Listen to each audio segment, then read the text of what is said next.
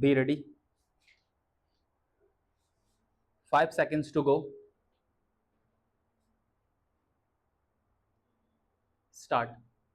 India attained independence on 15th of August 1947. This was the moment Indians had been waiting for. We have read in history that there were many voices in our national movement, but there were two goals almost everyone agreed upon.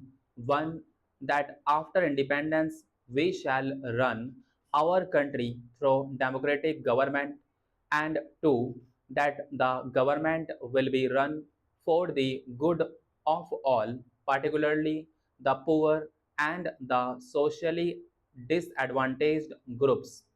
Now that the country was independent, the time had come to realize the promise of freedom. This was not going to be easy. India was born in very difficult circumstances. Perhaps no other country by then was born in a situation more difficult than that of India in 1947. Freedom came with the partition of the country. The year 1947 was a year of unprecedented violence and trauma, of displacement. It was in this situation that independent India started on its journey to achieve several objectives. Yet the turmoil that accompanied independence did not make our leaders lose sight of the multiple challenges that faced the new nation. Broadly, independent India faced three kinds of challenges.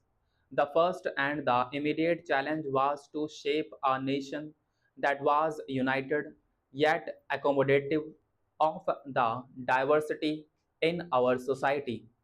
India was a land of continental size and diversity.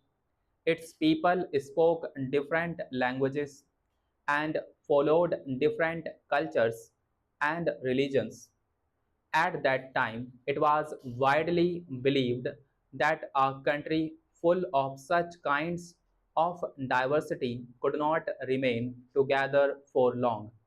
The partition of the country appeared to prove everyone's worst fears. There were serious questions about the future of India. Would India survive as a unified country?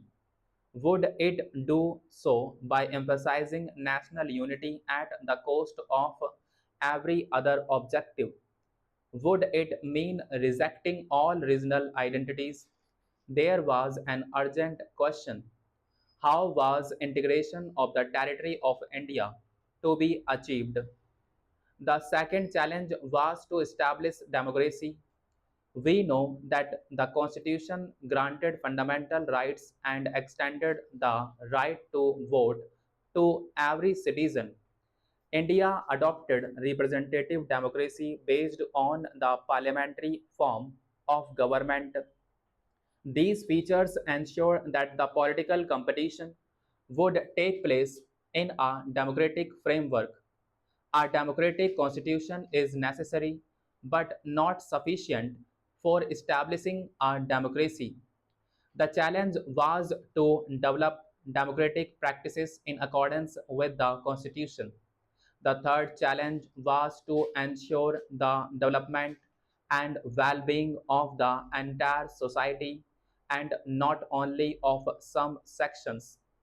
Here again, the Constitution clearly laid down the principle of equality and special protection to socially disadvantaged groups and religious and cultural communities.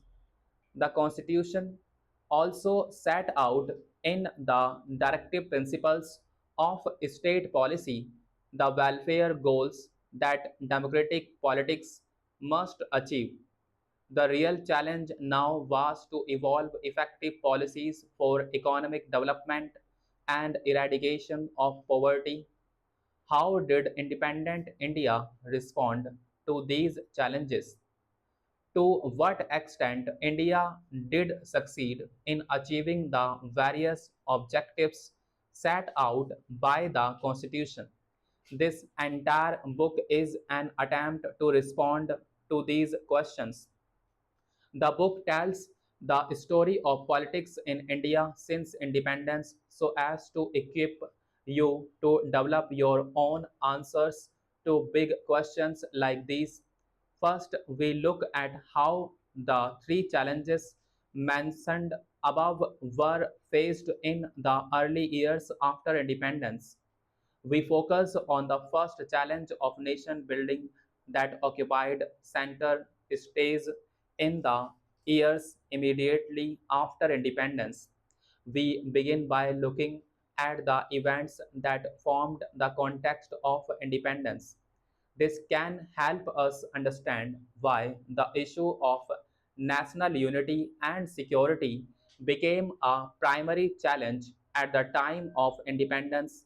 We shall then see how India chose to shape itself into a nation united by a shared history and common destiny.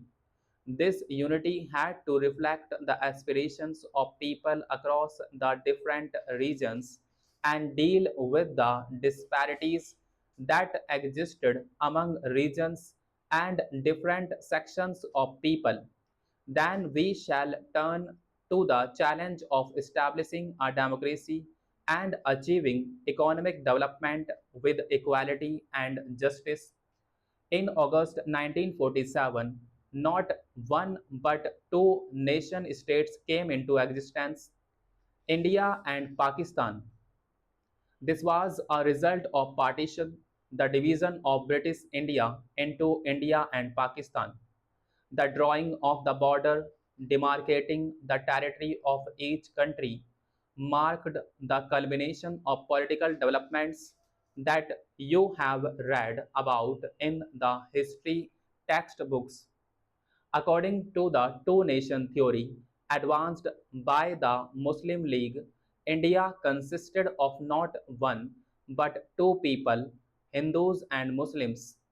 That is why it demanded Pakistan, a separate country for the Muslims.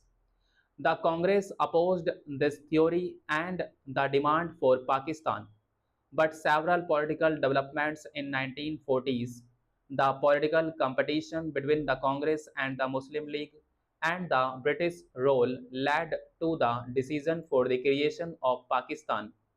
Thus, it was decided that what was still then known as India would be divided into two countries, India and Pakistan.